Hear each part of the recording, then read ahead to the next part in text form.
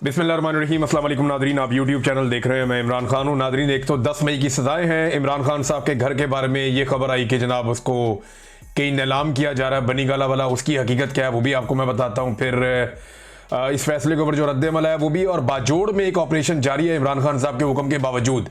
और भी कुछ खबरें हैं। सबसे पहले तो 9 मई के 2 मुकदमात में फैसले आए हैं, और ये 2 अलग अलग मुकदमात हैं। इनमें से एक मुकदमा शादमान थाने का जलाओ घिराव 9 मई के हवाले से, और दूसरा राहत बेकरी का जलाओ घिराव। ये 2 मुकदमात हैं। इनमें जो सजाएं सुनाई गई हैं उनमें जो अहम लोग हैं जिन्हें सजा हुई है, डॉक्टर यास्मीन राशिद साहिबा 10-10 साल की सजा हो गई, उमर चीमा साहब 10-10 साल की सजा हो गई, एजाज चौधरी साहब 10-10 साल की सजा हो गई सेनेटर, और मियां महमूद रशीद 10-10 साल की, इन्हें भी सजा हो गई है। आयशा भुट्टा साहिबा को 10 साल की सजा हुई है, और इमरान खान साहब के गार्ड हाफिज अरशद, इन्हें भी 10 साल की सजा सुनाई गई कैद की। हालांकि उस वक्त वो इस्लामाबाद में मौजूद थे, इमरान खान के साथ उनकी सिक्योरिटी कर रहे थे, जिस वक्त बाद में लाहौर में एहतजाज हुआ। तो इतनी जल्दी तो बंदा पहुंच ही नहीं सकता। अब इनके पास कोई जहाज जो हेलीकॉप्टर तो था नहीं, लेकिन फिर भी इनको भी सजा दे दी गई है 10 साल की। तो यानी जो भी निज़ाम को लगता है कि इन लोगों को सजा देनी चाहिए तो उन्हें दी जाती है। अब कुछ लोग जो है उन्हें बरी किया गया है इन केसेस में, जिनमें शाह महमूद कुरैशी साहब एक बड़ी अहम शख्सियत है। इन्होंने 2 साल तकरीबन जेल काटी है, और अब शायद वो बाहर आ जाए। उनके बाहर आने से ये होगा कि पाकिस्तान तहरीक इंसाफ को एक ऐसी शख्सियत मिल जाएगी आज़ाद, जो मामलात को देख सकेगी। देखिए, इससे पहले परवेज इलाही साहब बाहर आए, लेकिन वो कुछ भी नहीं कर पाए। पार्टी के लिए कोई फाल किरदार उन्होंने अदा नहीं किया। वो तब से अब तक खामोश हैं और बेहतर वक्त का इंतजार कर रहे हैं। शाह महमूद कुरैशी साहब बाहर आते हैं तो क्या एक्टिव हो पाएंगे, मामलात को कंट्रोल कर पाएंगे, चीज़ों को अपने हाथ में ले पाएंगे? इमरान खान साहब के साथियों में से एक है, वफादारी उन्होंने निभाई है, बहुत मार खाई है, लेकिन उनके बेटे की वजह से एक कंट्रोवर्सी जन्म ले गई थी, और अभी जो उनको बाइज्जत बरी किया गया है, कुछ लोग इसके ऊपर मुख्तलिफ किस्म की बातें कर रहे हैं। लेकिन ये तो वक्त साबित करेगा कि शाह महमूद कुरैशी साहब बाहर आकर किस तरह के फैसले करते हैं। उनके फैसलों से अंदाजा हो जाएगा लोगों को कि शाह महमूद कुरैशी साहब किस तरफ खड़े हैं। बहरहाल वो बाइज्जत बरी हो गए, ये बड़ी अच्छी खबर है उनकी फैमिली के लिए, और वो बिल्कुल बेगुनाह थे इस सारे मामले में। देखिए, बहुत सारे लोगों का, किसी का बहुत थोड़ा सा कसूर हो सकता है, वो वहां मौजूद हो सकता है, किसी का कसूर हो सकता है कि वो वहां से गुजर रहा हो सकता है। शाह महमूद कुरैशी साहब का तो ये भी नहीं था, तो उन्हें तो बिला वजह ही जेल में डाला हुआ था, और उनको काफी रगड़ा लग चुका है। आयशा भुट्टा साहिबा 10 साल की सजा उनको हुई है। फिर सरम जावेद खान को 5 साल की सजा हुई इस सारे मामले में, और आलिया हमजा साहिबा को भी 5 साल की सजा हुई इसी केस के अंदर। तो टोटल 45 मुल्जिमान के ट्रायल हुए हैं, जिनमें से 25 गिरफ्तार थे और 15 इश्तिहारी हैं। एक का इंतकाल हो गया है, और कुछ जो है वो जमानतों के ऊपर है। तो ये है जनाब सारा मामला उस केस का जो पाकिस्तान तहरीक इंसाफ पर 9 मई के हवाले से चलाया गया। शवाहिद और सबूतों की सूरत-ए-हाल आपके सामने है।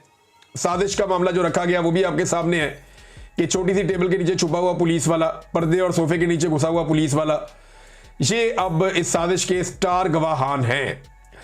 साजिश वाला मामला तो अब आपके सामने है। वो पहले दिन से आपको आइडिया है कि वो 2 नंबरी हो रही है। अब ये जो लोग हैं जिन्हें सजाएं दी जा रही, क्या ये क्रिमिनल हैं या ये मुसल्ला लोग हैं? यानी एक खबर आती है पाकिस्तान में कि उज़ैर बलोच बाइज्जत बरी हो गए, और दूसरी खबर आती है पाकिस्तान में कि यास्मीन राशिद, उन्हें 10-10 साल की सजा हो गई। अब इन दोनों को अगर आप गौर से देखें तो आपको पता चल जाएगा आज पाकिस्तान कहां खड़ा हुआ है।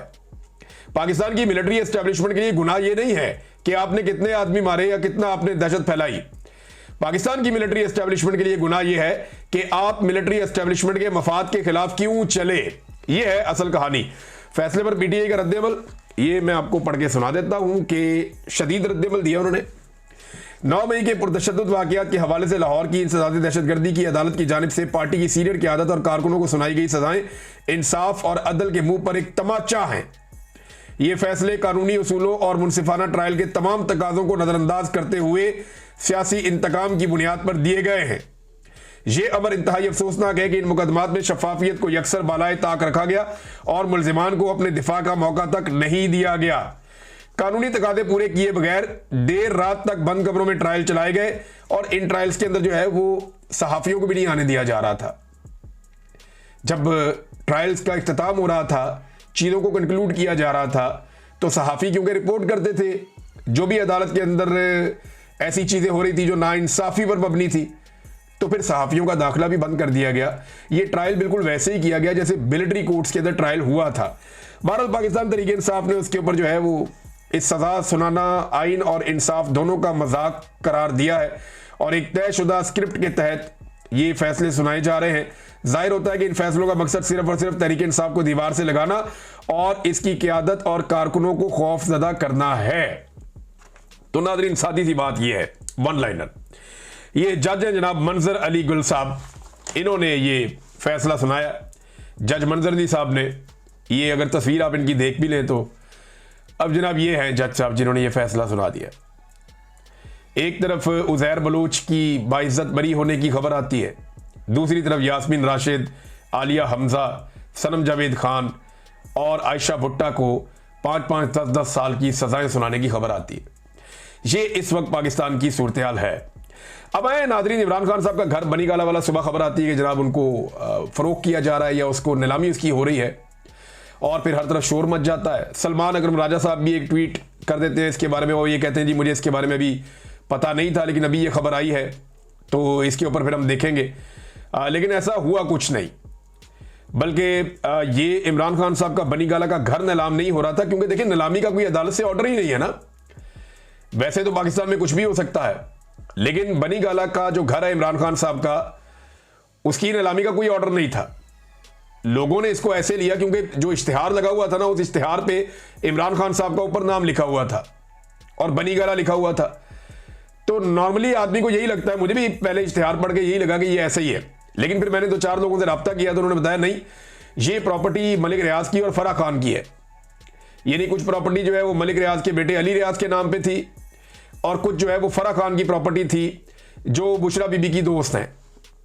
फराह खान बहुत सारे हवालों से कंट्रोवर्शियल हैं, पंजाब में ट्रांसफर पोस्टिंग के हवाले से भी इनका नाम आता रहा है और कुछ करप्शन के हवाले से भी इनका नाम आता रहा है, लेकिन अभी तक इनके खिलाफ कोई ऐसी चीज़ पकड़ी नहीं गई और ये काबू भी नहीं आई। ये पाकिस्तान से बाहर चली गई थी और बुशरा बीबी की क्योंकि ये ताल्लुक वाली थी तो बुशरा बीबी को इनके जरिए से लपेटा जाता है, लेकिन बुशरा बीबी के खिलाफ अभी तक कोई चीज़ वैसे साबित करने में रियासत नाकाम रही है। बार फराह खान वाला मामला जो है ये पहले भी मशकूक था और आज भी है, और ये जो नीलामी हुई है इसमें 2 लोगों की प्रॉपर्टी थी, अली रियाज की जो मेरी इत्तला के मुताबिक है और फराह खान की थी। अली रियाज की 405 कनाल की जो अराजी है, 405 कनाल, ये इसके बारे में है कि ये सेल हो गई है, ये बिक गई है और फी कनाल जो है वो 34,20,000 रुपए के हिसाब से बिकी है।